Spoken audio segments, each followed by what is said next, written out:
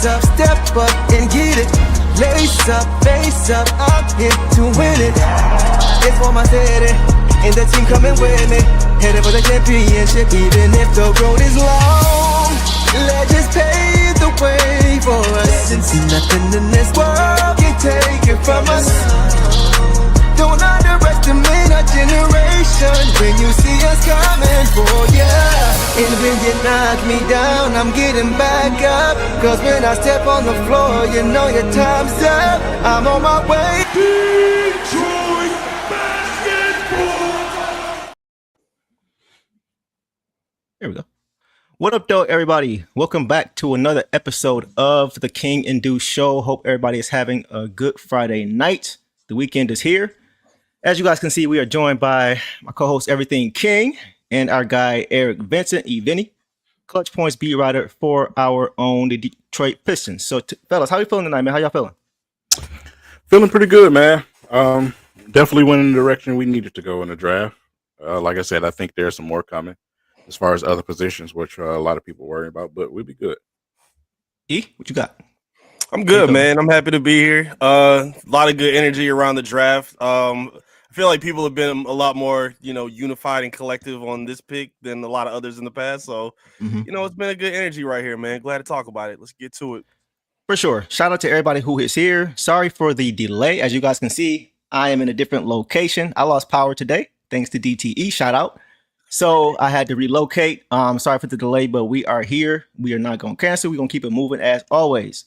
So with that, guys, let's go ahead and get into day 2 of the 2025 NBA draft, which happened last night. So the Pistons, for anybody who doesn't know yet, has selected 6'4" guard from the Tennessee Volunteers, Chaz Lanier, with the 37th pick. Now, first and foremost, as always, we want to send a warm welcome to the newest Detroit Piston, Chaz Lanier. Shout out to him and his family. Welcome to the D. I saw yesterday, guys, on IG, he had posted to his story a T-Grid song playing in the background, the song Detroit with 42 Doug. So he's not wasting any time getting familiar with the culture here, which I personally love. And Chaz Lanier has had a tale of 2 careers. He averaged 4 points in his first 2 seasons, or first 2 years, but then he made a huge leap in his last 2 years. So I'm going to pull up his stats from last season, or his college career. We're going to take a look at those stats. And you guys can kind of jump in there and let me know what you guys see. So as you guys can see here, Chaz Lanier guard, 6'4", 175, Nashville, Tennessee. Last year he averaged, what did he average last year? Last year he averaged 18 points to go along with, let's see, 18 points, about 3 rebounds, 4 rebounds, a steal, an assist, and a turnover. And as you guys can see, he really took a huge jump from his first couple years to the last 2. And you see last year was when he played with Tennessee, which is in the SEC, the best division in college basketball, most competitive division in college basketball. So guys, thoughts on the Chaz Lanier drafting? Either one of you guys can jump in there. I mean, obviously the shooting percentage is what I'm looking at right now. Okay. That's what he's most likely going to be brung here to do, is to be someone who can provide some shooting and some scoring. We know the contract situation we got with a few players on our team currently, and we don't know if those players will be back. So why not go and dig into the well and grab a younger player that's next up that you can start preparing now, right? Especially while you're winning and playing in big games, especially in the playoffs. It's the experience and that they need. Yeah. So, like I said, it's a pretty solid move. I know a lot of fans were thinking we would go bigger, but when you look at our contract situation, this is a need too, because like I said, some guys may ask for a little bit more money than what we expect, and we can't afford them. You got someone who can step in and knock down some shots for you and be able to score. Because I don't just want to just label him as flat out just a shooter. He has some sneaky ability to get to the basket too, and some athleticism. So. Like I said, it's all the way around just a good move. Yeah, I'm seeing some comments here talking about how he got drafted during the commercial break. So hopefully he can have some kind of memory a few years from now. Maybe not in the level of a Jokic who was drafted during a Taco Bell commercial, but hopefully we can look back and say he should have definitely got more shine based on his play in the coming years. E, What you got for us, bro? What are your initial thoughts? I know you were in the building for the press conference that Trajan Langdon held after, and we'll get to that a little bit later. But what were your thoughts on the initial drafting? There were some guys like Rasheed Fleming that was out. We were trying to get things like that. So what were your thoughts initially when you heard of the drafting of Chaz Lanier for the Pistons? Yeah, before I get to that, I like that he's, doing his deep dive on Detroit music. So if that's the case, he got to get Downtown Deuce on his phone pretty soon. So we're going to try to make that happen for you, dog. You know what I'm saying? I got you. It's good to happen. Appreciate you, bro. I love it, though. I love this acquisition. The Pistons are in a position where they needed more connectors. I think they showed that bringing in guys like Beasley, Tim Hardaway Jr., Tobias Harris, who can create his own shot, but he's also a really good connector and like a beneficiary off of passes from Cade, Ausar, Jaden, Ivey. I feel like they need another guy just like this. And now to bring one in as a rookie that's a little less expensive, I think this is huge for them. Again, you have a lot of good passers that, bring in a lot of attention. I think Ivey does a good job of bringing attention to him. Cade, obviously one of the most double and triple team players in the league. So you need guys like him to be able to take advantage of those kind of mismatches and open opportunities as well. Another great thing about his shooting is it comes in a big variety as well. Like he's not just, okay, he's wide open, so he's going to knock it out. He's done a really good job of being able to knock down contested shots, tough shots off the dribble, off of catch and shoot, mid-range as well. Like he has a lot of good range to him. And I like the point that King just made as well. While a lot of people may have wanted to see a bigger move or see the Pistons kind of prioritize a lot of guys that can impact the winning right now, your second round number 37 pick is not going to be one of those guys. At least he shouldn't be prioritized for that. And I think even going back to last season with Ron Holland, this is one of the few times over the last several seasons where the picks have not been required to make an immediate impact or at least carry a whole lot in terms of the Pistons, elevating back to a winning status. So bringing in a guy like him, my guy was Tyrese Proctor, but again, they kind of fit the exact same mold, a wing shooter. And that's what Trajan was looking for anyway. He said he wanted a guard that played on both ends of the floor. And I think this is exactly what you get out of a guy like Lanier, who I think can play pretty quickly if that shot translates pretty well. So I like this move a lot for the Pistons. With that in mind, because you led me right to it, I was going to ask you guys, do you think it's early, obviously, right? But do you guys think that there's a good chance that as early as next season that he contributes to this team? I do. I honestly do. Like I said, you can't teach shooting, in certain brackets. And like I said, if he can provide some scoring and knock down some shots, then he can find his way on the court. Yeah. I think, like I said, with guys like THJ probably not going to be around. We'll see what happens with guys like Sasser. Like I said, he has a couple of guys in front of him, but I think he can find some type of way to get on the floor. What you think, E? Yeah, he's spot on. I feel like the opportunity is for sure going to be there. I think free agency is definitely going to be the biggest indicator.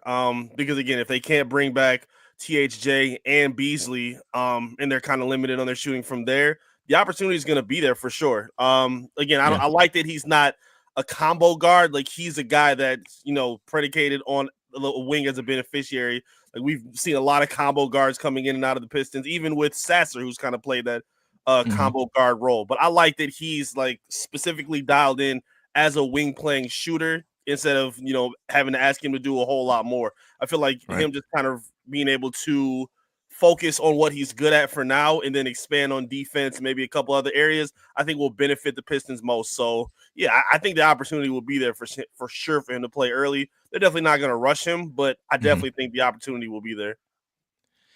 I'm with you guys, man. I think, it's a 37 pick. I get it. But personally, I think he does have a chance because I was, watching some film of Tennessee. And one thing they like to do is they like to get out and run. They love to get out in transition. And offensively, I think the learning curve for him may be a little bit quicker because of the style of play that the Pistons play. It really does fit his game. The Pistons love turning you over and getting out in transition for easy points. That's one of the hallmarks of how they play. And like I mentioned, that was a big part of the Volunteers' game plan. They want to turn you over and get out and run you out of the gym. So I think also spending a full career in college will help his game. He'll come in a little bit more polished, a little bit more ready. And I personally think, though, he is going to have to earn his stripes on the other end, on the defensive end of the court. It's kind of what we talked about last show with Marcus Sasser. You know, how I was saying I felt is best for him when it comes to carving out a role would be by becoming that defensive dog. And Eric, you mentioned Mike James. That was a great comp. You know, but with a deeper offensive bag. So I think Chaz, in the same way, is going to have to commit to that end first if he's going to want to get on the court. And I think that he will commit just because I don't think they would have drafted him if he didn't have that willingness. And I think the culture here is just going to make it that much easier for him to buy all the way in. Thoughts on that? Yeah, absolutely, man. Like I said, you as a rookie, you got to find ways on the court. You got to do whatever pleases the coach to get yourself on the court. That's what you got to do. Whatever you're good at the moment, you need to focus on that in order to get yourself on the court. You know, one thing with him is, like I said, if you come in the game and be yourself, I don't want him to come in the game and try to, you know, do things extraordinary and, you know, do too much. And this team is a little bit different. Now, we've seen some of these young players come into situations where the team doesn't really fully have an identity. They don't know what type of team they are. This team is different. We know who we are. We know what our culture is. We know what we want to do out there on the basketball court. So it's a little bit easier for young guys to fit into that because they're established already. You don't have a team full of guys that's trying to figure things out. So I think he'll be able to come in and those veterans be able to, you know, help them, you know, ease right in there like a glove and you know, come here, shoot the ball, man, and play defense. Like I said, just do what JB Bickerstaff asks of you, and I think he'll be fine. I agree. E, what you got? Yeah, I like the balance that the Pistons are going to have on offense. I feel like they have guys that can post up like Cade. They have slashers and creators in Ausar and Ivey. Obviously a lob and a roll threat in Jalen Duren. And now you have more shooters to go along with it as well. And the Pistons, to me, one of my favorite things that they did last season, and JB talked about it a lot, he says, we're not going to go and play the way the Celtics play. We know who our opponents are, but, you know, obviously we pay attention to film. We prepare for our opponents, but we're not going to change our game to play theirs. We're going to play our game. And if they decide to change up, then that's a win for us. And I feel like the diversity that they now have, or really kind of had last season as well, I think is going to really pay huge dividends for them, even if they have like a rookie and a guy like in Lanier. I think he's going to provide a lot of that spacing and a lot of that that diversity offensively for the Pistons. I think it's going to be a huge addition for him. And one more thing, I remember hearing this a lot, even go back to like Keegan Murray when he was drafted in 2022. I don't like when people rip on older rookies when they get drafted. They still rookies at the end of the day. I don't like this assumption of, oh, well, he's this, so he's always going to be that. Like, that's just the dumbest, most short-sighted thing I've ever heard. Like, we just saw Tobias play the best defense of his career at the age of 34 last season. So what's to think that we can't see a rookie that 24 years old grow into some different steps and layers of his game? Like, I just think that's a lazy assumption. And I think we could see some expansion based on how he plays, especially based on what the team is needed. So if he's not a great defender right now, could he be a serviceable one in 2 years? Why not? And for all we know, that's all the Pistons may need. So I'm high on the dude. I think he's a good addition, and I'm excited to see what he can do for the Pistons. Concur. And there's some good comment. Can you want to get in there? Yeah, man, you have struck a nerve when he said that, man. That drives me crazy when people say that. Oh, he played this many years, or he's an older rookie. I'm like, what does that even mean, bro? You know, like I said, it comes from, you know, like I say, you had guys like Kobe, Kevin Garnett, LeBron James. They came in the league, you know, right out of, you know what I'm saying? So, you know, that's where that mentality comes from, and they feed off of that because they say that crap on TV, man, and it just drives me nuts. It means absolutely nothing. Like I said, Chauncey Billups took how many years to become Chauncey Billups? You know what I'm saying? When he first got in, he couldn't figure out anything when he first got into the league. You know what I'm saying? So sometimes it takes time. Well, with him playing in college for an extended period of time, that may shorten things up because he's a little bit more ready coming into the league, unlike a lot of these little kids that you drafting into the league. So like I said, it's a stupid little theory, man, and it drives me nuts. Yeah, it's different with every player. There was some good comments I wanted to highlight here. Doug had a couple of good ones with regard to him playing at the University of Tennessee. He says, Rick Barnes at UT demands defense and Chaz gives effort. And that's all you really ask for. He doesn't need to be a high-end Thompson level defender, those guys come far and few between, right? But if you can provide the effort to try to make impact plays, which he did do that. And that was what was demanded by coach, as Doug mentioned. And then Doug also said Tennessee had the top perimeter defense with Sakai and Mishak and with Lanier. So he's going to come in, from what it sounds like, already having that culture, already having that want to play defense. And I think that's very, very important. James Burns says Lanier equals Summer League MVP. Hold that thought, James, because we are going to talk about Summer League going forward in depth. So we'll get to that soon. Also, Doug, appreciate you. Shout out for the donation here, bro. He says, don't sleep on Ziegler. He is small, but plays crazy hard and knows how to run point. A coach on the floor who could get it two-way. Thoughts on that? Go ahead, King. Yeah, that's gonna be our new little Wheel of Thrill right there. I was watching a little bit of him last night, man. Dude, he's feisty. He is feisty, man, and he is not afraid to take big shots either. Yeah, so like I said, if you guys haven't had a chance in the comments, man, to take a look at him, make sure you go take a look at him. This is a player that the Detroit Pistons will have playing this summer league along with the team. Go and take a look at him. Like I say, he's small, but he can ball. He can go. Listen, I have not as of yet, so I got to do my homework on him and check out his game and take a look at him in summer league too. There's a few guys who I'm looking forward to, which we'll get to, but I may have to add him to the list based on what you guys are saying for sure. So good stuff there. Side note, I wonder what number Chaz is going to wear. He wore 2 at Tennessee. And if I'm not mistaken, the Pistons already have a player on the roster that dons that number.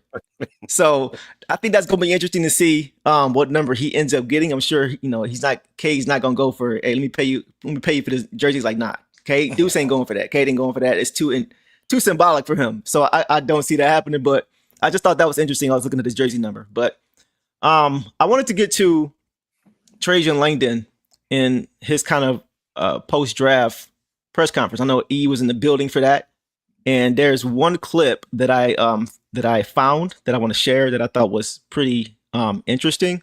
So let's go ahead and pull that up and take a look at what Tayshaun had to say. When did Chaz kind of get on your radar, and what was that about? We like Chaz in the process. There were some different things we looked at to getting in the first round, late in the first round. The asks were pretty high. I talked to his agent throughout the day. We knew he was our guy if he got to our pick, and we were very fortunate to get him. Had him in for a workout, spent some time with him, got to do lunch. We interviewed him in Chicago, watched a lot of film on him. First of all, high character and a great young man. Obviously, has really worked his way up, gotten better from North Florida to Tennessee, and had a tremendous year this year in the best conference in the country.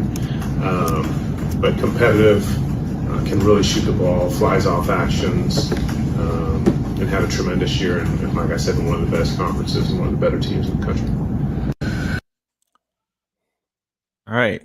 So what do you guys think about what Tayshaun had to say with regard to why they actually drafted Chaz? Any reaction to that? I mean, pretty straightforward. Yeah, pretty straightforward. They knew who they wanted to get. He went, like I said, he went through the process. So, like I said, I mean, they know what the team needs. So, like I said, pretty straightforward, man. I mean, he fits right in. I can't wait to see him get on the court. Yeah, man. What you think, Gay? Yeah, GM who drafts for an immediate need instead of just tinkering around with players in positions he doesn't need. Wish they can get over to Allen Park or somewhere in the other Detroit sports area. We'll talk about that later. No, we'll get to that. Yeah, he stuck to his guns. I like that. I like that he especially dating back to last season where he kind of had to learn on the fly. He didn't have a whole lot of time. He talked about how agents told players don't answer for the Pistons, don't work out for the Pistons, don't be interested in the Pistons. Getting a whole lot of Ace Bailey treatment from a lot of players that they were interested in. So to now have somebody that apparently was really excited about his opportunity to get here, fits the mold of the team. And again, he's kind of sticking with his pattern as well, where again, he doesn't just want, I see that you're a shooter, but we also want a high character guy, a guy that works hard on both ends of the floor, is coachable, and somebody that can get along with the team. And knowing that camaraderie is so big with the Pistons, I feel like he's going to fit in perfectly with what they need. So, I think he's going to be an instant boost right away from when they bring him in. Yeah, bro. I saw a few comments asking about his height. I think he is officially 6'4". I've heard 6'5", But either one, that's still pretty decent size. I mean, it's not great size for a shooting guard or, a scoring guard, but I think he's not 6'1", 6'2", so I think that will help him.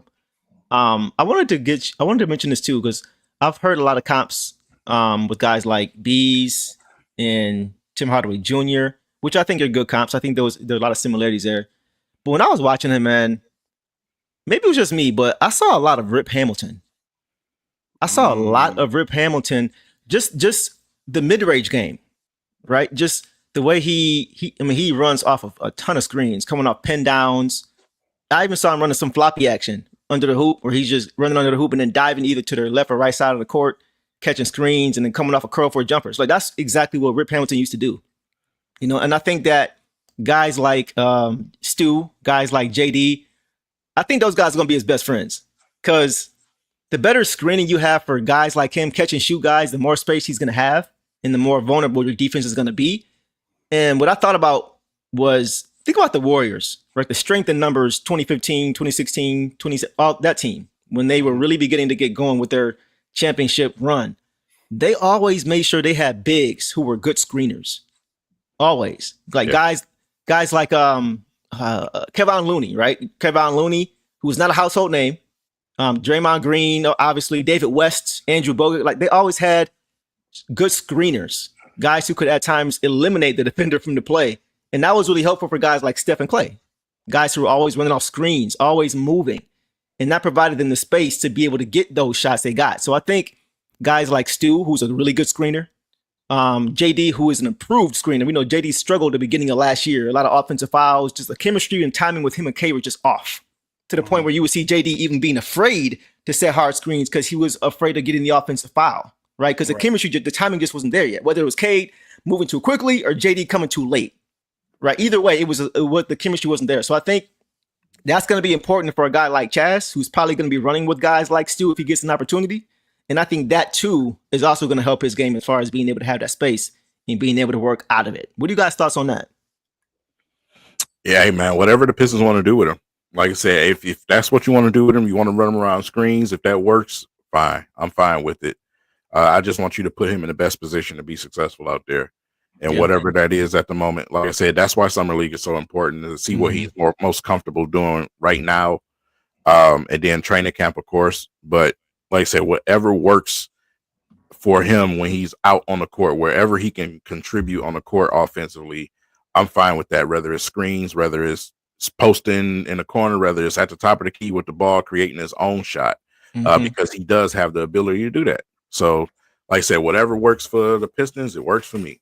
Yeah, totally agree. So with that, we talked about the comparisons of comps, the THJs, the Bees, the Rips. But what do you guys think this means? Transition a little bit. What do you guys think this means now for a guy potentially like THJ or Beasley or even Schroeder, who's still a free agent at this point? Do you guys think this has any impact on those guys? Let's start with you, E. What do you think? I mean, I think it does. I mean, I know Trajan said it didn't factor in. I think Amari Sankofa asked him if free agency played any kind of difference in it, and he said not really. I don't know how much I buy that, just because Trajan is very calculated, and he weighs in all opportunities and like everything that kind of goes into his decision making. He's not just the guy that sporadically is going to make a lot of decisions, even with the decisions to like build with the unrestricted free agents. He talked about a lot of the guys in the front office who had the roles of, bringing these kind of guys in. And yeah, I feel like it's going to be tough to bring all three of those guys back. I feel like this is why this move was so important. I mean, seeing what Tim Hardaway did was great for this team. A little bit inconsistent, obviously didn't shoot as good as Beasley did.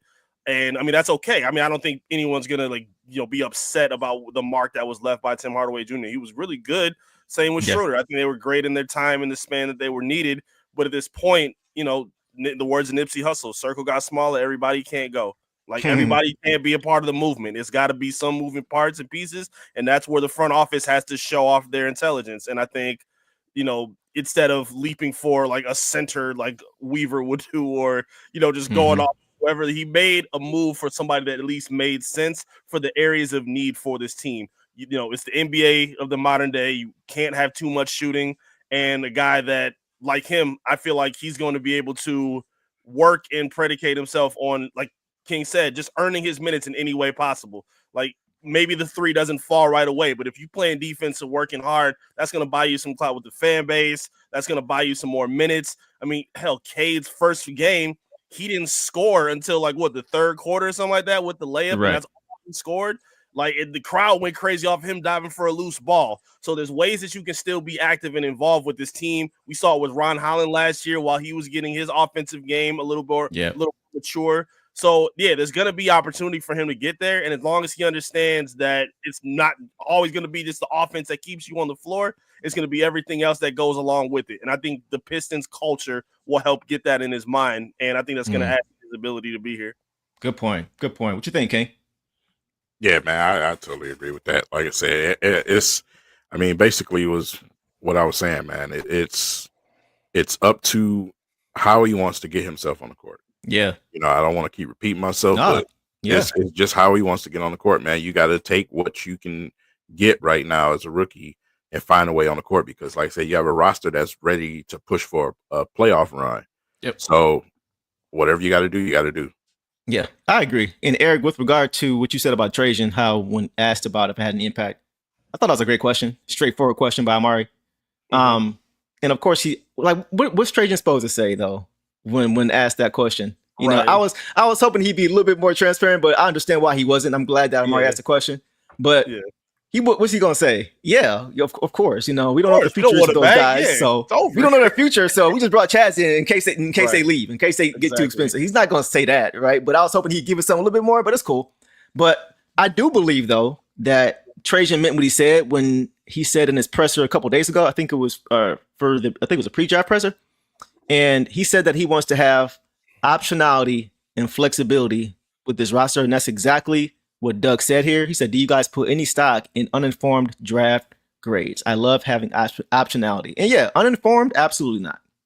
I mean, you may listen to it, right? But because, a lot of guys do pay attention and do keep up with a lot of these draft picks. Mm-hmm. But across the board, man, a lot of it is a crapshoot, especially when it gets to the second round. A lot of time in the first round. Top 10 picks in the draft, top 5 picks in the draft sometimes don't pan out. Look at the last 10 NBA drafts and look at who went number 1.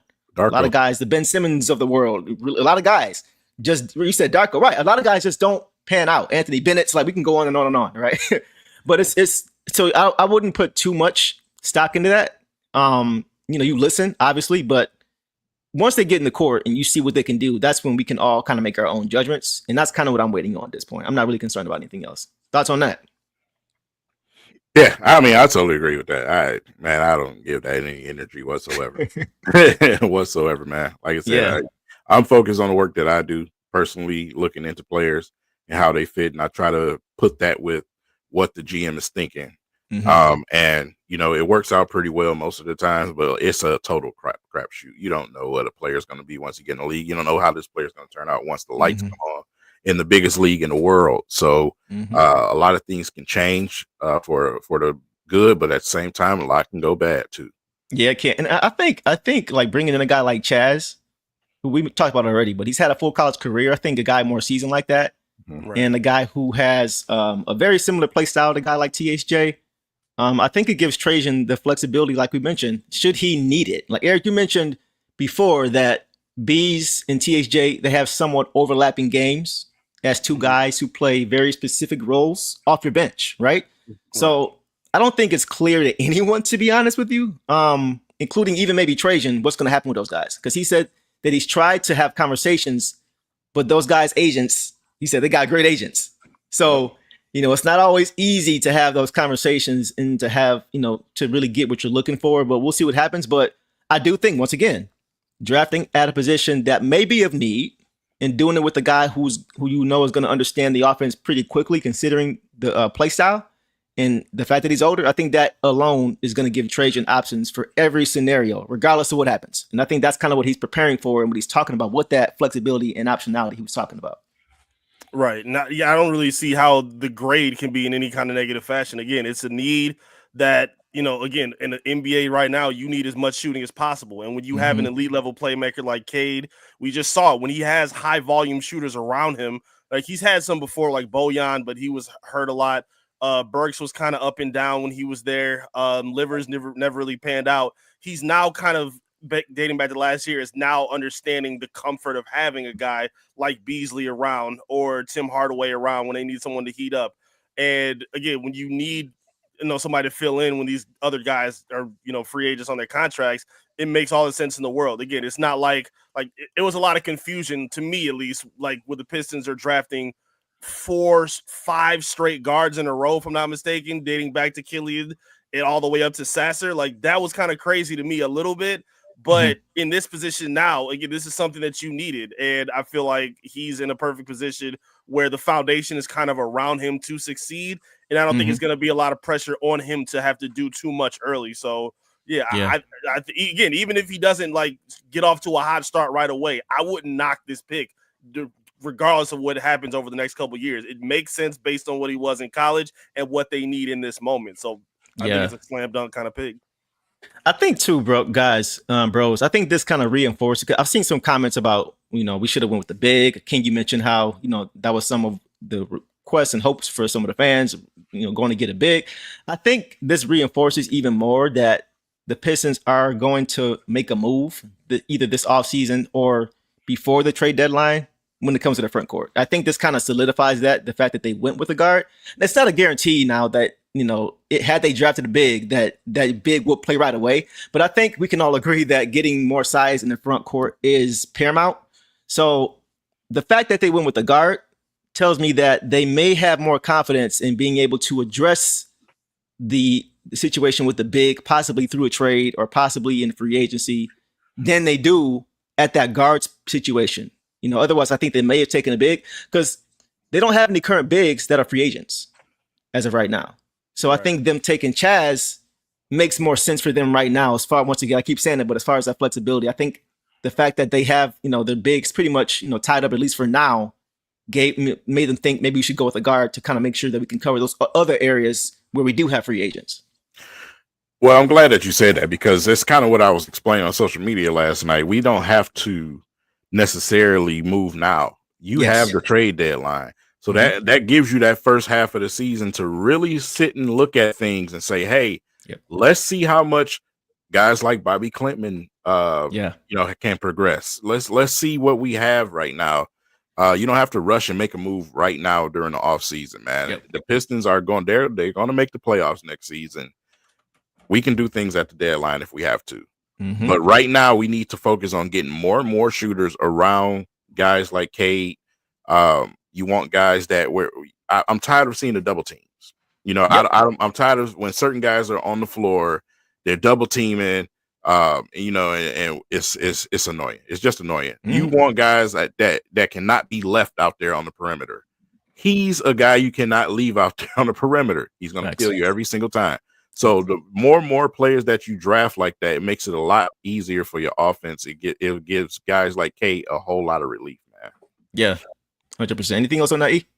Yeah. The team's priority right now is still finding out what they have with that young core. Again, I'm 100% with you. I think they do need to find a little bit more size and athleticism on that on the stretch four position. I found myself going back and forth arguing about John Collins because apparently was it Jake Weinbach said that they were going to be one of the teams that could be contending and suiting for him. I hated it at one point. I liked it at another point. I argued back and forth with it a lot, but regardless of the take on that, there's still number one focus right now is understanding who needs to stay a part of that young core. And I feel like once they have that answer, it'll be easier to start making those kind of moves. I feel like Orlando was able to do that because they know what they have in Paolo. They know what they have in Franz and even Jalen Suggs, as one of their backcourt guys. If they could just get one more piece to go with that, it makes sense. So it made sense for them to plunge when they did. The Pistons don't have that certainty yet, and I feel like this is where that make or break year comes in, like we've talked about before. So again, this is still their priority at the moment. Again, they still have the time to develop their young guys and kind of be a little steady with some of their role pieces. And I think that's what they plan on doing at this point from here. Yeah, it's funny. We just talked about that less. Or I think all three of us talked about that last show, just with the importance of not being impatient as fans, because you're seeing other teams as soon as free agency or all season hits, you see teams hitting the ground running with going and making moves. And a lot of fans feel like the Pistons are getting left behind. But we talked about it before, man. Like, waiting for the trade deadline can really be advantageous, because that's when we talked about it. When teams get desperate, teams who are trying to make a move may be more willing to make a move they don't want to necessarily. That may hurt them in the future. And then also, too, waiting for that trade deadline, like you guys mentioned, allows you to see exactly what you have a few months before you have to make that move if you want to. Making it right now, you haven't even seen these guys all play together. Right. So you don't know what you do or don't need necessarily yet. So making a move right now really could be a little bit risky. The move you think you should make may not be the move that you should make because you still don't know what you have and how it all fits together. So that's why I wouldn't be surprised at all if the Pistons don't do anything right away and just kind of wait and evaluate once they see what they have on the court next season. King, what you got, bro? Yeah, that's kind of what I was saying last show, man. If it makes perfect sense, Yep. you do it. If there's no reason to do it at the moment, then you don't do it. It's just that simple. We're in a specific position right now where we don't have to rush anything. And we're not, I'm scrambling and looking for this and looking for that. We're not in that position right now. Yeah. We're in the East where we just seen the team that we had last season. If they're healthy, they can really make some noise in the playoffs, man, past the first round. Yep. So it's no reason to rush and do anything outrageous. But again, if the right situation arrives with the right player, you take the opportunity. Yep. So that's a great position to be in for Trajan Langdon. Very good position. And I think we're going to see his patience on full display. I really do. Wanted to get this other super chat in here. Doug, showing love tonight, bro. Appreciate you, man. Little topic, but we'll get to it because he asked a question. Doug says, off subject, but how does Jaden and Ausar look? As of right now, I know that Jaden is pretty much fully healthy at this point. And those guys are going to be ready for camp, obviously. Ausar is going to have a full off season to get work in. I think we talked about this last show. The concerns around Ausar's game and the development and things he needs to work on next season are all valid, right? But I think this is going to be a really big year for him as far as being able to develop and being able to get in shape and get the conditioning and then being able to work on things like shot creation and ball handling and things like that. I think this is going to be a really big summer, maybe even the biggest summer for him, just because he's going to have something he didn't have at all last year with these guys. And that's just the chance to have time. So I'm really looking forward to seeing Ausar this season. I think he's going to take some huge leaps. And then obviously Jaden just being healthy again. I think he's going to pick up right where he left off last season. Maybe not game one because he's got to get back to playing NBA basketball again. But I think both those guys are going to have a really good season next year. What do you guys think? What do you think, E? Yeah, I think the offseason continuity is going to be big for them. Again, there's been a lot of investment for Ausar and Jaden, bringing in Fred Vincent, obviously pairing them next to Cade, and, obviously having the veterans that they brought in as well. It was to help the growth of these guys. It wasn't to see Tobias score 25 a game or to see Beasley turn into a 20-point chucker. Like, that's not what they needed. Right. They wanted them to help take the young guys up to that next step. And we saw that obviously in brief spurts and in small windows, but it still happened nonetheless. So I'm excited about both of them, about their time and ability to kind of gel together.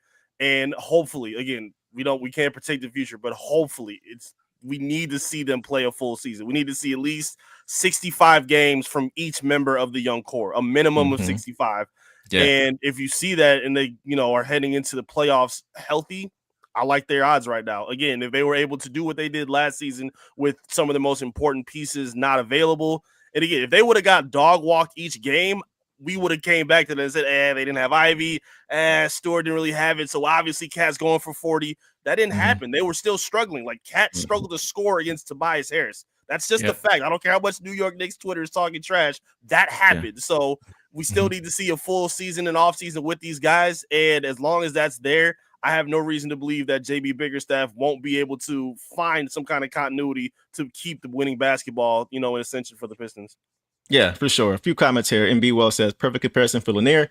Nets free agent Cam Thomas likely to sign deal worth $25 million annually. If that's his comp, I like Cam Thomas as a player, especially offensive player. I don't know how accurate that is, because Cam Thomas he's a very he's a bucket, but he's got a lot to his bag. He's got a lot in his bag as far as just more than just being able to shoot the ball. Like, he can put the ball on the floor. He can do a lot of things. He can post if he needs to. Go ahead, King. Good in there. I'll say this for the Cam Thomas. Yeah, the Cam Thomas we thinking of right now, no. Cam Thomas coming into the league, I can probably get with that. Okay. I can get with that because I didn't know his bag was that big coming into the league. Yeah, me either. And so, like I said, it's there. If you watch the clips with Lanier, there's some sneaky moves there, man. He got some things in his bag. If you really paying close attention, man. Like I said, he can create his own shot. He can definitely do that. So he can. Like I said, I'll give him that. Cam Thomas coming out of college, I'm more comfortable with that than saying somewhere where he is now. I agree. Also, Phantom of Darkness says if Ausar improves a shot, he can be the modern Tayshaun Prince, and I'd be happy. More athletic though. Tayshaun was just reliable, consistent in everything he did. Yeah, I mean, it makes sense in theory as far as the position they play, how long they are, how tall they are, and how lanky they are in the athleticism. Obviously, Ausar is a freak athlete, but Tayshaun Prince, man, he was a very underrated shooter. If you guys go back and look at his college tape, there was a game where he hit 5 threes in a row to start the game. He scored the first 15 points, and the last 3 was from 40 feet. He just pulled up.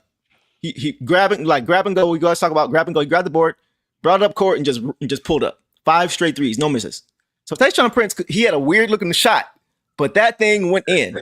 Think Lou Dort times 10 as far as the shot not looking like it's gonna fall, and it falls. That's Tayshaun Prince as far as a jumper. So what are your thoughts on that as far as the comparison there with Tayshaun Prince? I don't know if I like, I guess, the player for player comparison. If you want to say like maybe the impact of Tayshaun, sure. Defensively, it's for sure there because Tayshaun's one of the most underrated defenders in the league in history, I believe. But Ausar is obviously there as well. Again, they're great defenders. I think they just gave different things offensively. Like Tayshaun used to back you down. He used to play out the post and just dribble you down until the end of the clock and then hit a fadeaway or maybe spot up for a 3. He had a very unorthodox game, while Ausar kind of relies on, like we just said, speed, athleticism. He's a really good secondary and primary playmaker as well. I just feel like they were a little bit different. Now, they both prided themselves in dirty work, obviously can block shots. Tayshaun with the greatest block shot in NBA history. So a little bit of it is there. I can see that. I just think the offensive skill set is just a little different because, like I said, Tayshaun wasn't a super athlete like Ausar was, and the way he scored is just in a way that I don't see Ausar. Like, I don't know if I ever see Ausar being the guy that's going to back somebody down in the paint. Like, that's just not how he plays, unless he just brings it out of his bag somehow. But who knows? Again, the impact and the reasoning, again, could he be like the 3rd most important guy to the team because of what we're saying? Sure, maybe. But again, I just think they play a little bit different based on what they bring. And then too, real quick, and I'm gonna come back to you, King. Tayshaun Prince, I believe he played 4 years in college. So he came into the league. I think he was 22 when he came in. Ausar, I believe, was 19 when he came in. So Tayshaun was a much more polished player coming into the league, and you could see the IQ was just there on both sides of the basketball. He rarely hurt you whenever he was on the court. You know what I mean? So I just think the fact that he was able to elevate this team in so many different ways, and the fact that he was older coming in really helped him be able to have that rookie impact that we saw. What you think? Can you get in there, bro? Yeah, man. Like I said, Tayshaun is just a cerebral person by personality. He's like I said, when you look at their 2 games on the court, it's just 2 total different things.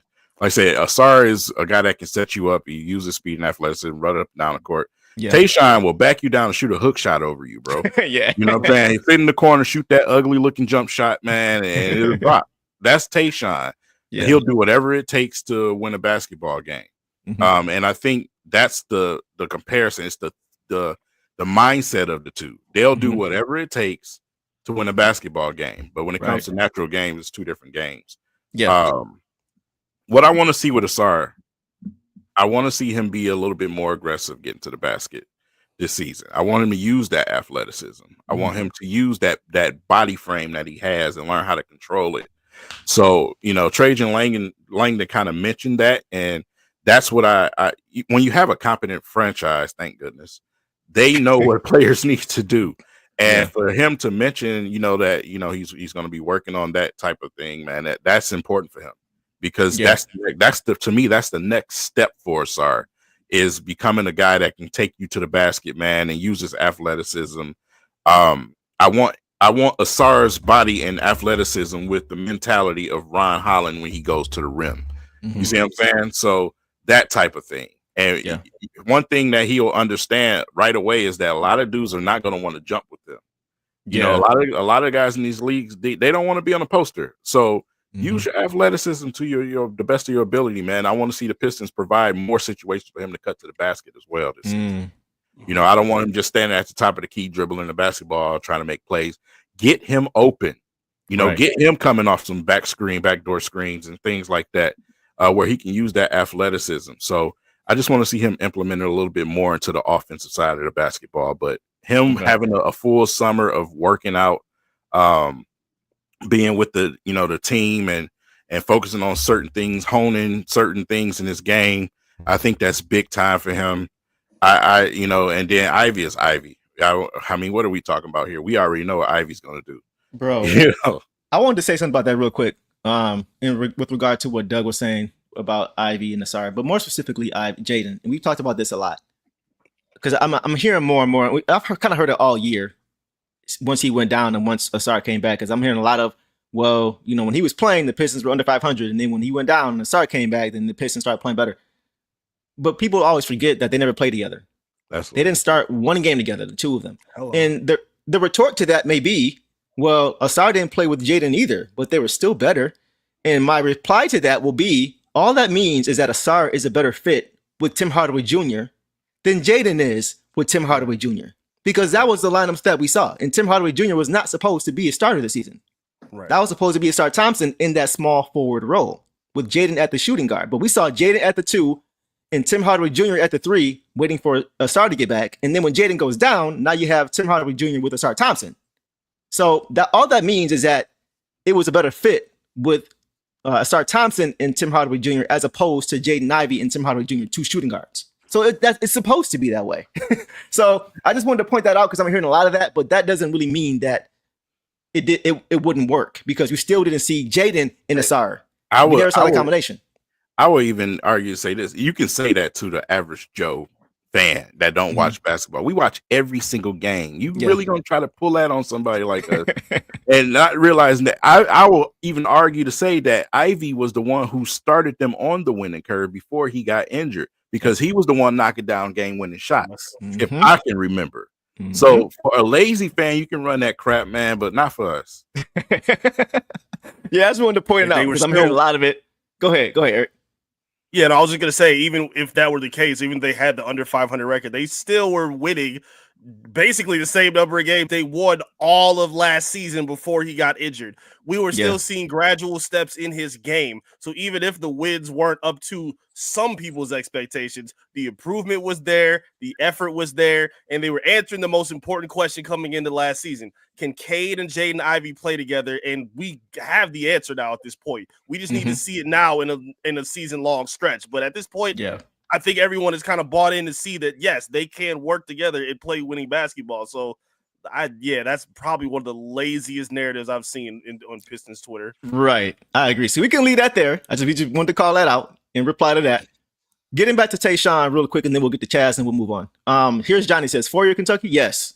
He played at Kentucky for 4 years, and that's why he came into the league as a rookie, looking like he's not a rookie. Like a Ron Holland, for example, who did the same thing at 19, which is crazy. But I think that's the difference between a guy like Ausar and a guy like Tay is just the experience factor and being able to hone your game. Ausar didn't have that in college.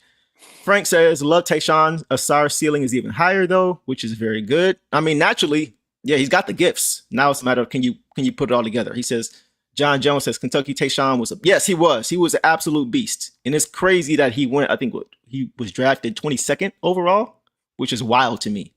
But he definitely was a sleeper in that draft. One more thing, I wanted to shout out a particular subscriber, Chaka B. Bailey 768. Commented on my YouTube short yesterday and made an interesting point when it came to Chaz. Said the Volunteers lost Dalton Connect last season and still made it to the Elite 8 last year. That should tell you a lot about how good of a shooter Chaz is and how good of a player he can potentially be. And we all know Dalton Connect was regarded as the best shooter in last year's draft.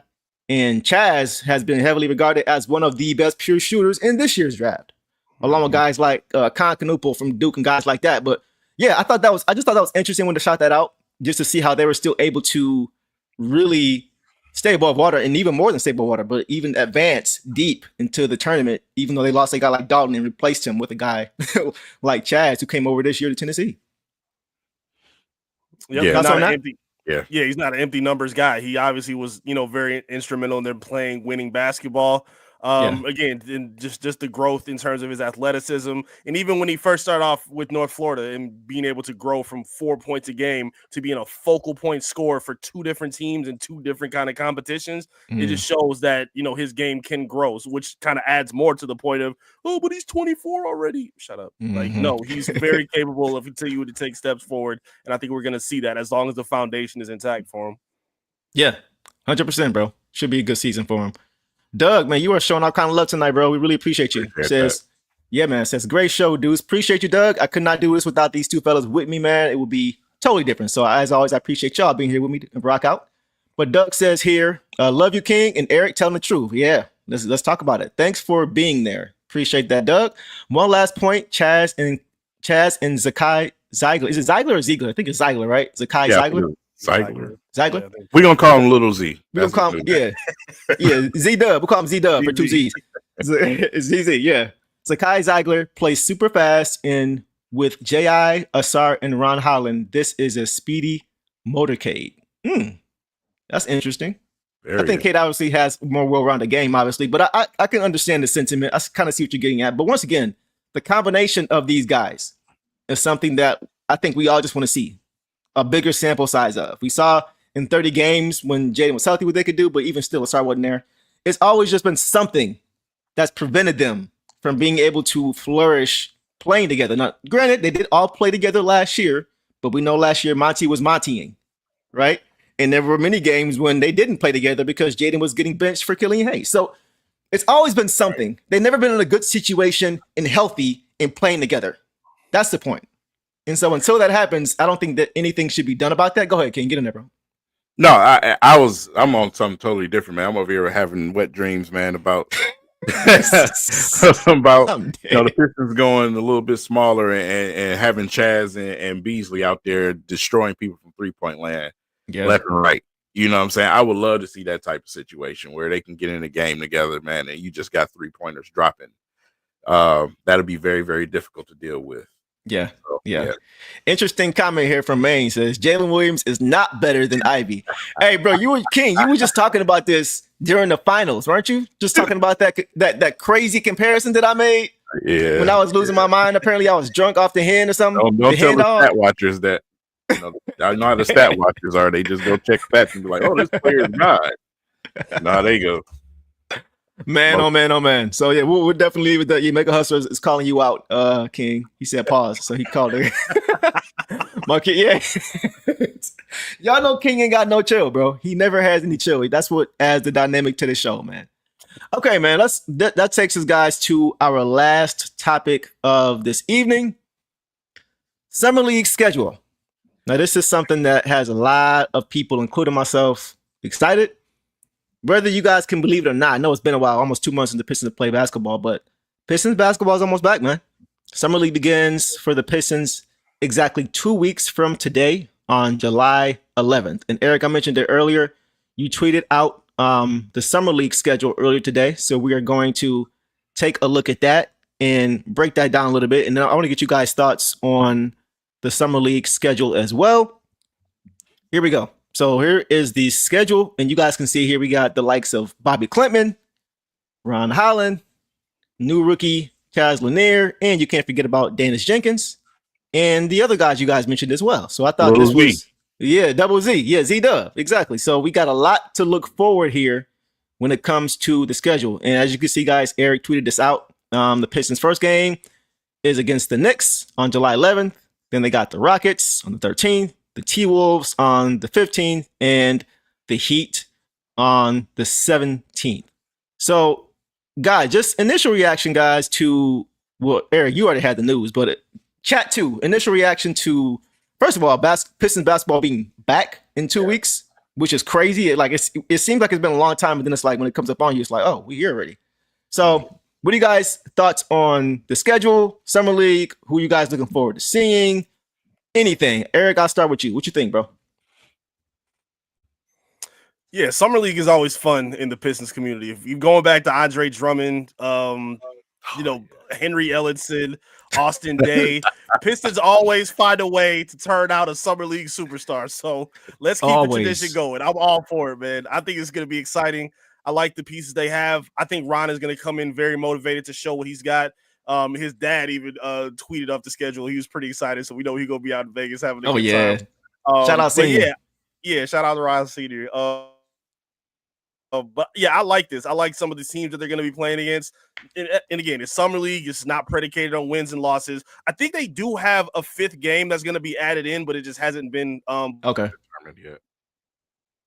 Yeah, I like this. I like the opportunity that they're going to have in an every other day schedule where we're going to see them playing and see how motivated and see how organized they can be. I'm even excited to see the coaching staff as well. Shout out to Jared Jack, who I believe coached them last season. And I think he's going to find himself an opportunity to coach a team in the next few years. I think he's very hands-on with the guys. I love his connection with Cade Cunningham during warm-ups. So I'm excited to see what he does during Summer League as well with the young talent. This is going to be a great opportunity for him.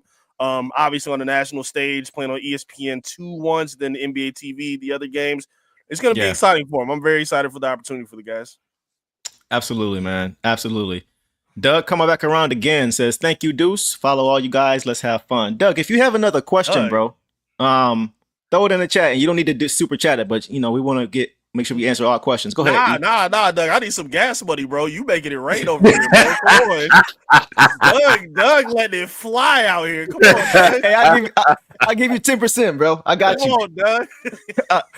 We're throwing the pot. Don't even worry about it, bro.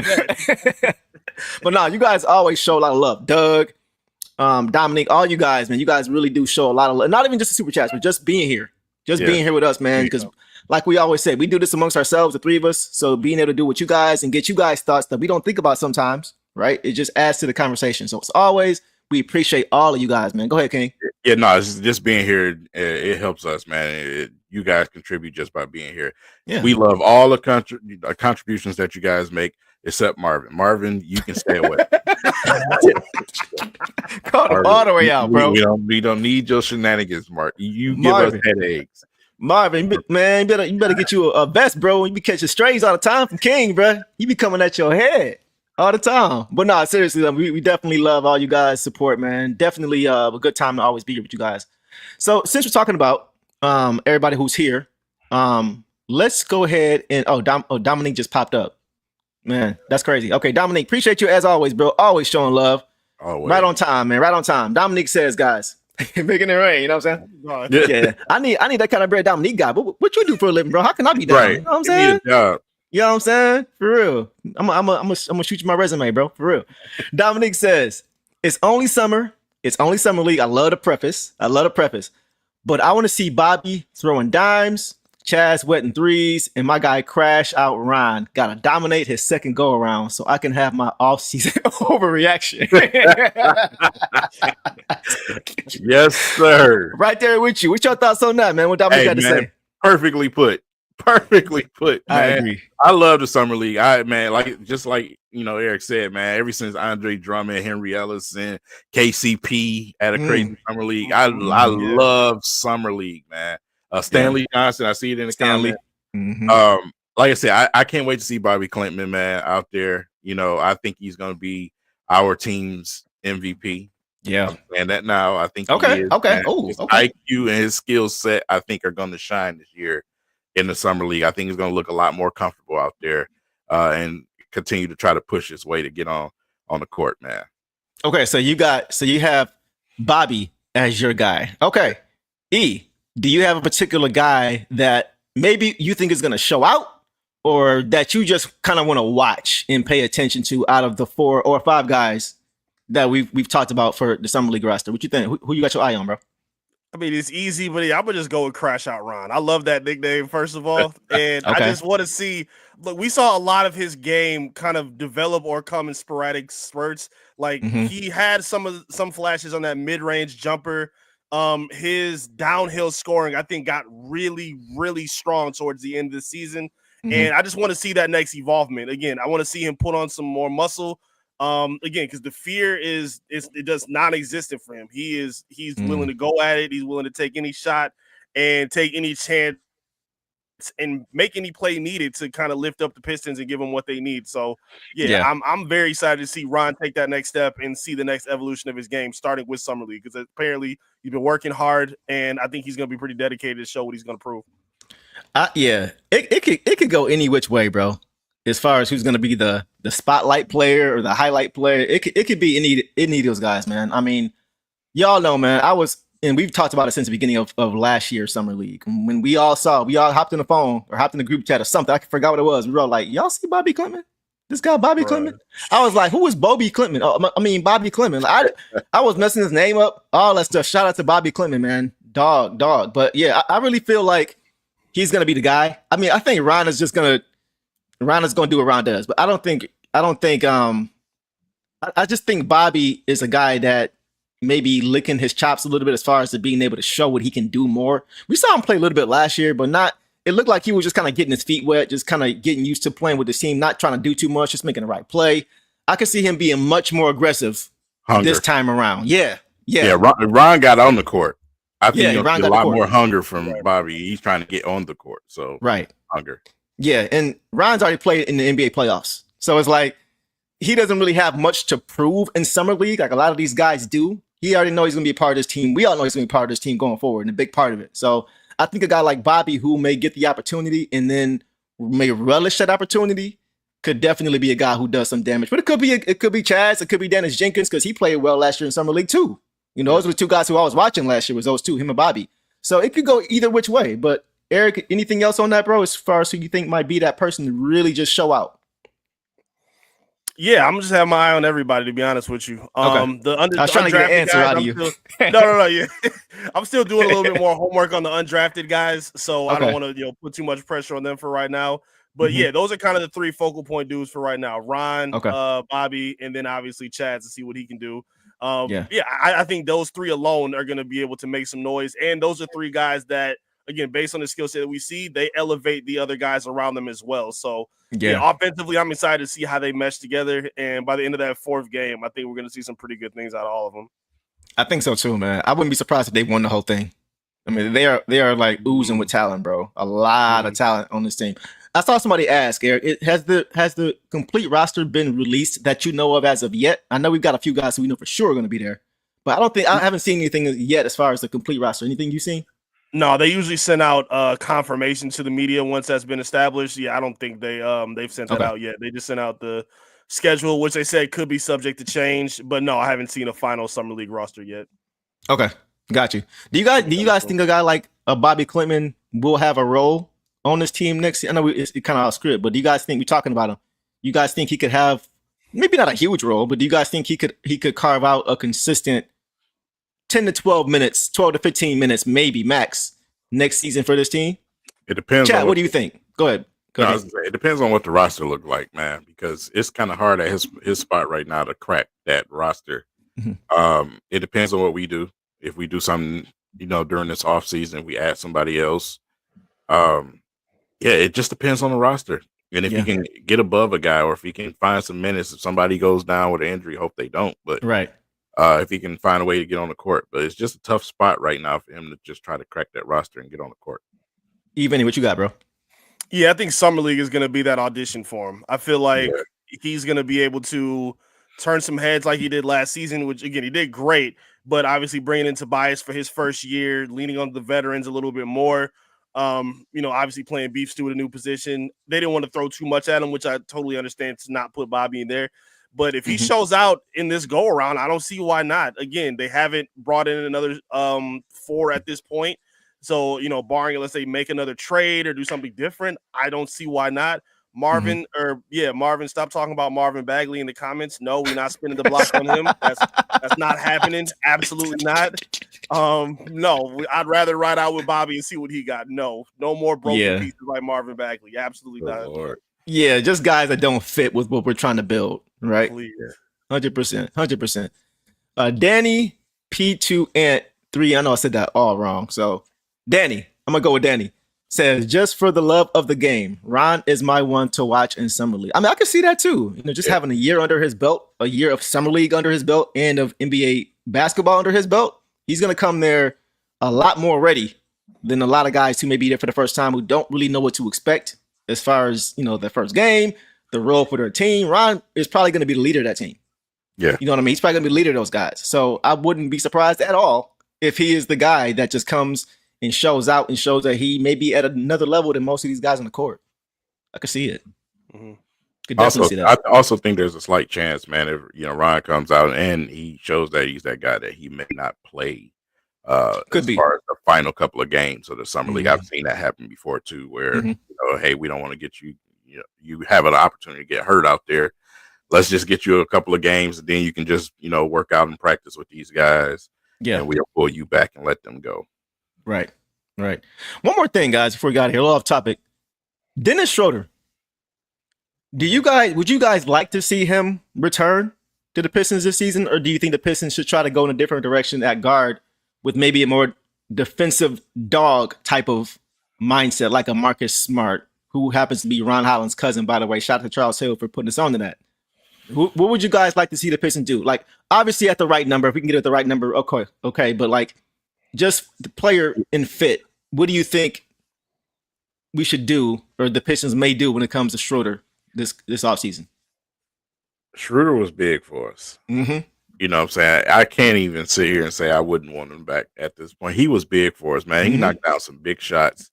He calmed us down when we needed to be calmed down. Yeah. He's not afraid of anything. But again, contract situation.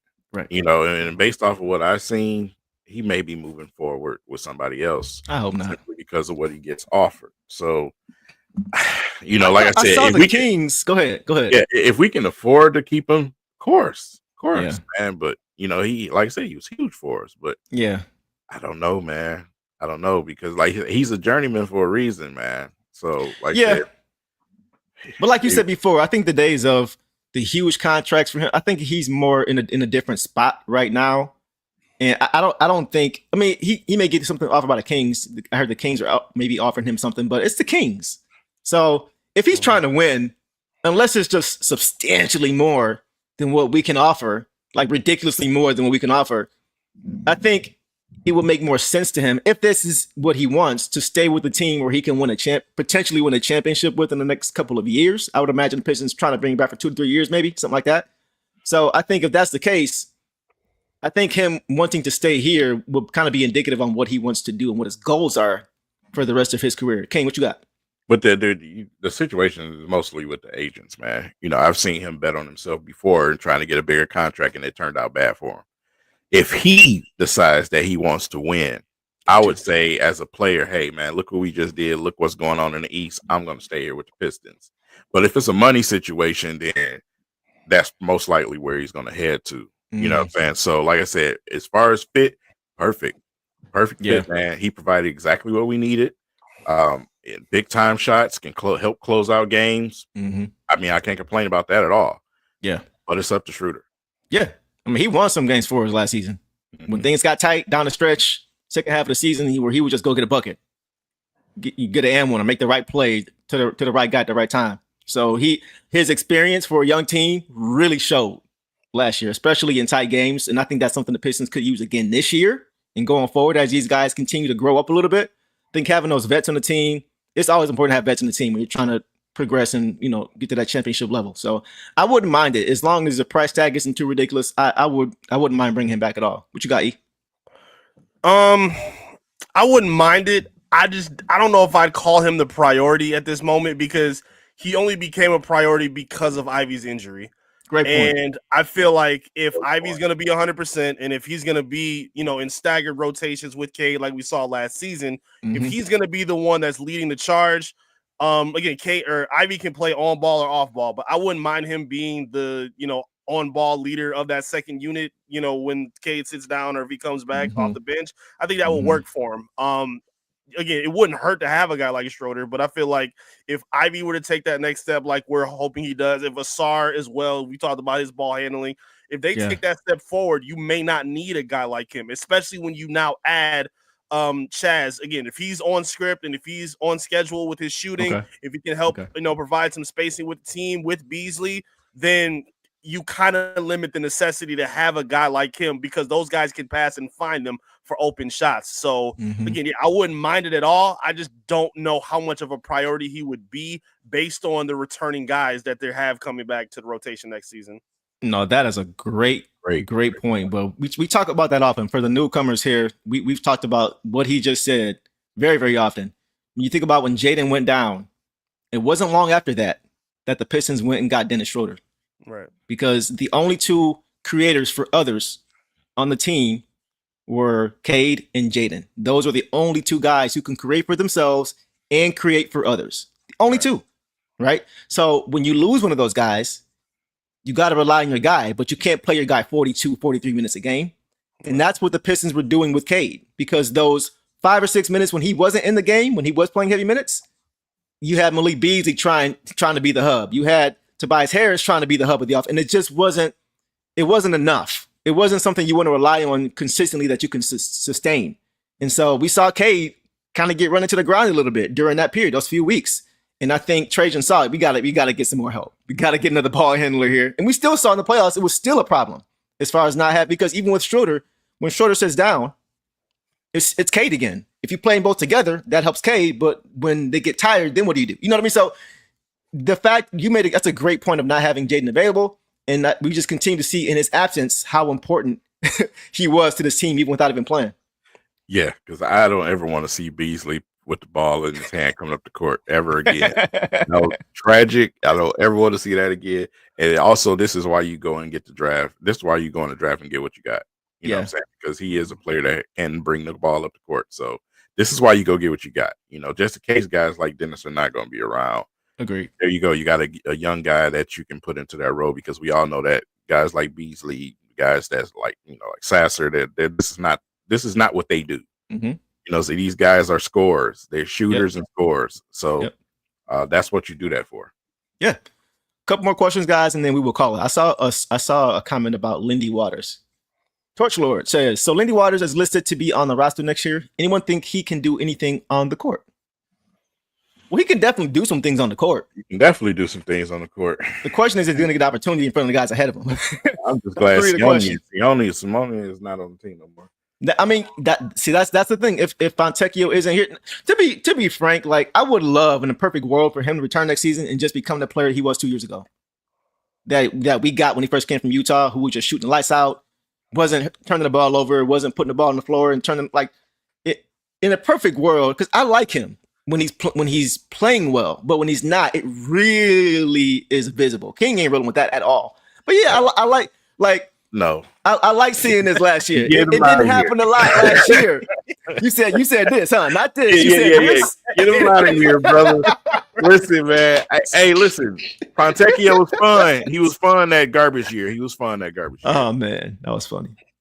But to me, defensively, even though he tried, he's still garbanzo beans on defense, man. I'm just done. I'm over it. You know what I'm saying? I feel it, bro. I feel it. At this point, I need you to play play both sides of the court. Okay. At this point, because if everybody else is doing it, you need to do it too.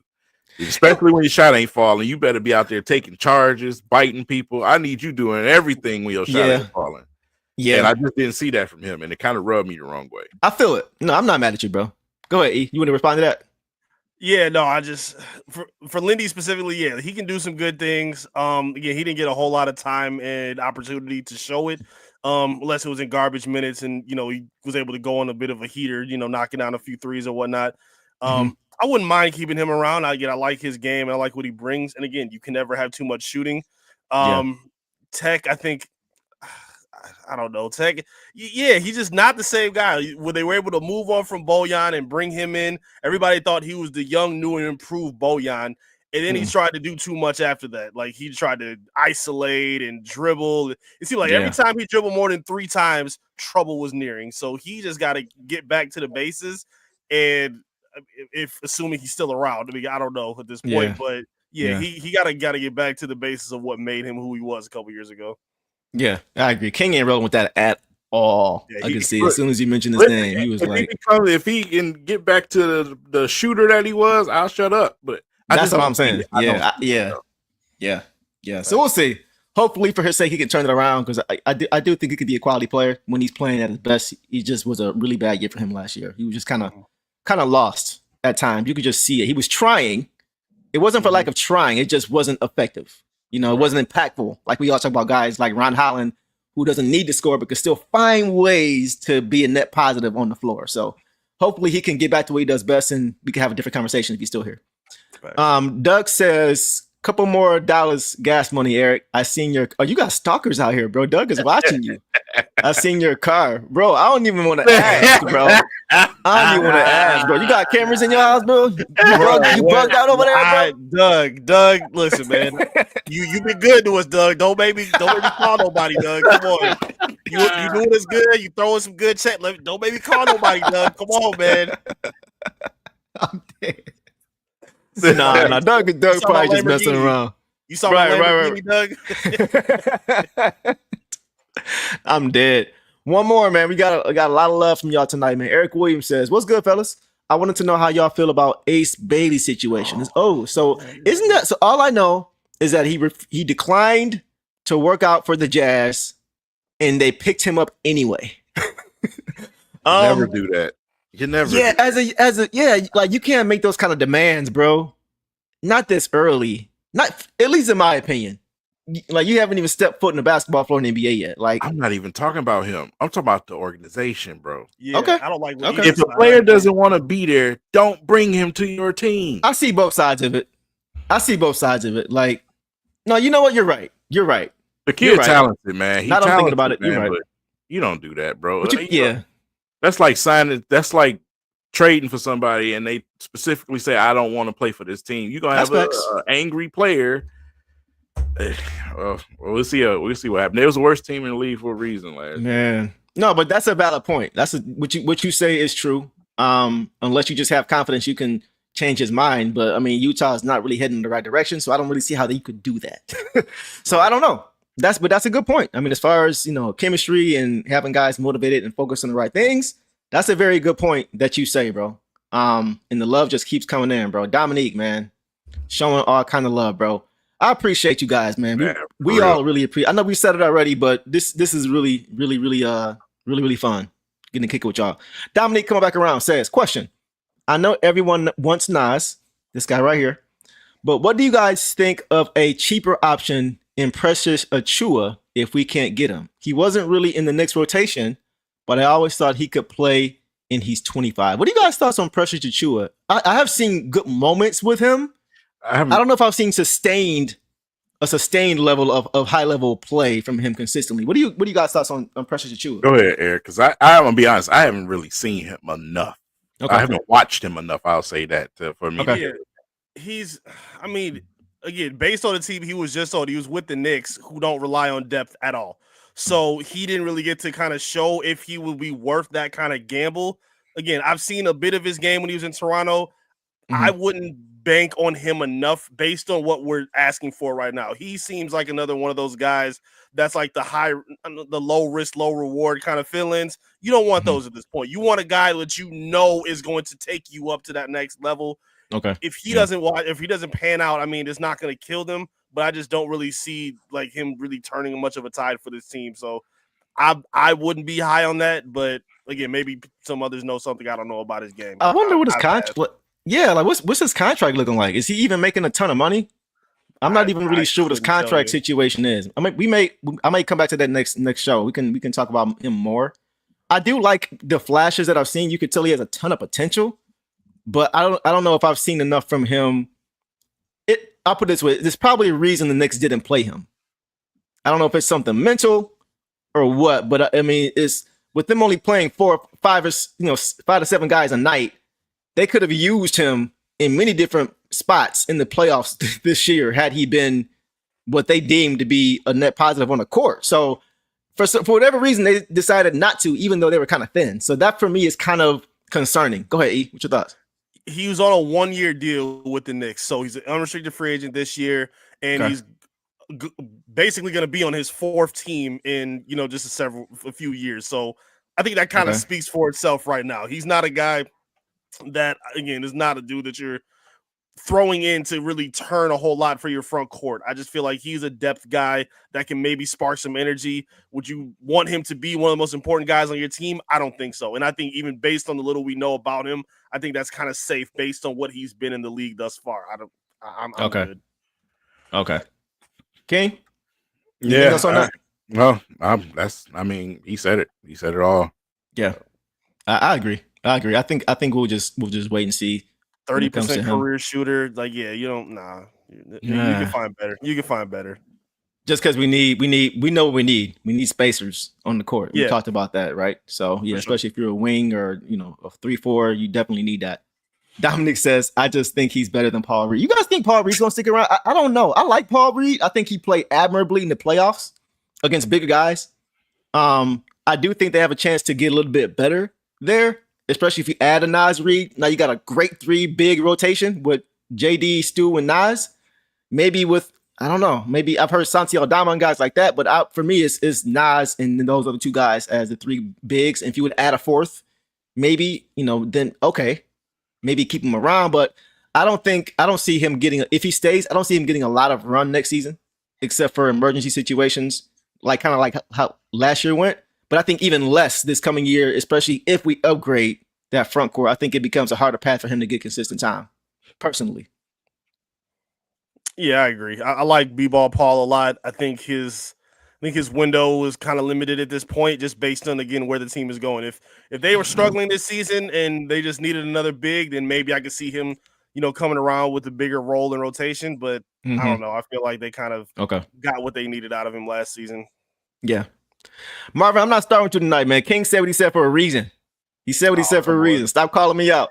I'm about to get back in the gym. Y'all didn't see me a few years ago when I was going heavy in the gym. I'm gonna pull up some receipts so y'all can see. But it's coming back. But like that? Okay. I thought I was, but we'll see. Maybe y'all gonna call me out. Maybe y'all gonna call me out. I thought I was doing something. I thought I was doing something. You know what I'm saying? But we'll see. We'll see. Next episode, we'll talk about that if y'all want to call me out. Last show was a light skin show, so this show was the Paul Reed Built Like Deuce show. I don't know what's going on with y'all. I don't know what I did to y'all, but whatever. Last one from Marvin. Appreciate you as always, bro. Says, what's up with the cheap Jose Alvarado trade? Okay. I mean, I wouldn't mind it. I like his motor. I like his style of play. I like his mentality. He's always getting after it. Takes no plays off. A little bit undersized, but he can shoot the ball. He's scrappy. I like Alvarado. Go ahead. I like Alvarado. I don't think you need to trade for him though. Yeah. Like, what kind of what Eric said. Yeah, like I said, what triggers you to do that? You know what I'm saying? So I don't know. I don't think he would be a guy that would probably be included in a package. Like if you were to land for Herb Jones or Trey Murphy, he would be kind of thrown in along with that. But I don't think you need to make a big leap to go get a guy like him. Yeah, I agree. I did hit one more thing. Luke Cornett. I'm saying Luke Cornett, if he's available, okay, as a solid big. We don't have a 7-footer to roster, so I could get behind something like that if it makes sense. Once again, if it's not making or messing with the flexibility, things like that. So yeah, that's all I got, y'all. Y'all got anything else before we get out of here, man? No, I think we hit everything. Even you good, bro? I'm good, man. Thank y'all for having me on. I appreciate it. Always a pleasure being here rocking with y'all. Always, man. You already know, bro. You already know. So look, guys, that is going to be a wrap for tonight's episode. Make sure you got. Oh, go ahead, Key. I do want to leave them with the opportunity to see the actual reaction from Chaz Lanier. I got it pulled up for. Oh yeah. Go ahead. Everybody in the comments, man, because a couple of people hit me in the comments and said that they didn't get a chance to because of the commercial, right? So, okay, right. Pull it up right quick. For sure. Yeah, that was wild. Sure was.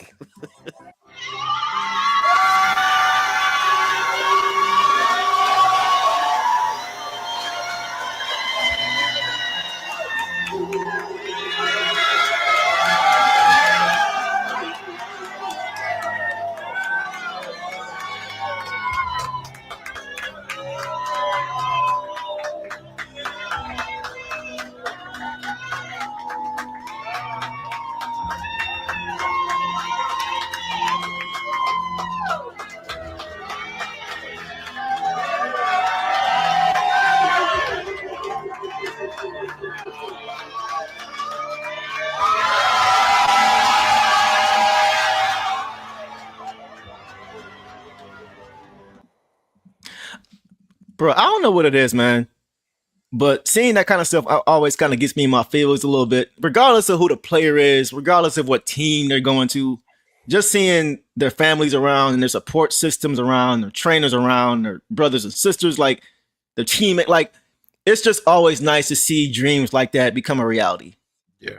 Regardless of who it is. You know what I mean? All the work these guys are putting in, all the work we don't see with the people around them, helping them get to this point, right? King, you always talk about that. It takes a village and all these different things to get these guys to this level. That's why we like having players and having their family on our show, is to be able to see the journey. So it's always cool to be able to see those kind of things and to see those kind of dreams realized in real time. I think it's pretty dope. And, just to see that, man, because, the fact that they put that on commercial, and it's one of the best reactions from him and his family in the entire draft. Yeah. There's a lot, man. They always hating on Detroit. I swear they are. Of course. Yeah, man. It is what it is. That's why I see Trevor, everybody. E, what you got? It was beautiful. Yeah, no, it was beautiful, man. I was really happy to see that. I saw it on his page on the playback. Yeah, it was a great embrace for him. It obviously meant something to him. And he had a better draft suit than Jalen Green, which is probably the worst of all time. So I'm happy to see he represented. He's coming to Detroit with some style. So you did the right thing, Trajan. You hit your quota for your Jalen Green roast. I got per show at least once. Gotta let it off. Damn right. Wow. Man, 24K Mind said, where did they get that hat from? Did he have all the team's hat at the crib? I don't know. Yeah, he did. You can see it on the video. It's all on the table. Okay. All of them on the table. Oh man, that's crazy. Okay, that's cool. But yeah, shout out to Chaz, man. Shout out to him and his family. Looking forward to seeing all those guys play together. Looking forward to seeing him grow in his career and all that stuff, man. So yeah, we're gonna end it there, guys. Make sure you guys tap in with us in the comments and let us know what you think of the addition of Chaz Lanier to the Pistons squad, and also what you guys are looking forward to in Summer League. Also, make sure you guys go subscribe as soon as this video ends. Go to Eric Vincent's YouTube channel, Top Title Detroit. Yes. And tap in with him over there. He's got some great content. He's got a lot of BTS stuff over there. Like I always say, a lot of stuff you guys see on my page, he allows me to have access to it. So if you guys want to check more of that out, go to his channel.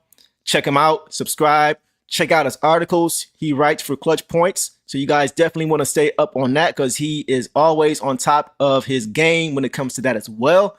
And yeah, he's going to be here all offseason long with us, man. We're going to have a lot of fun this offseason. So make sure you guys tap in with him. Tap in with my dog King, as you guys probably already are. Tap in with your boy personally. And yeah, man, we appreciate you guys. So we will catch you guys on the next episode. If anything important happens or breaking happens, you'll get at least one of us. And we'll be here for you guys to break it all down, man. So with that, we're going to get out of here. And y'all know what it is, man. Detroit versus everybody. Peace. And when you knock me down, I'm getting back up. Cause when I step on the floor, you know your time's up. I'm on my way up and I'm not gonna stop. We headed straight to the top in the low. I gotta face it. I got no time to wait.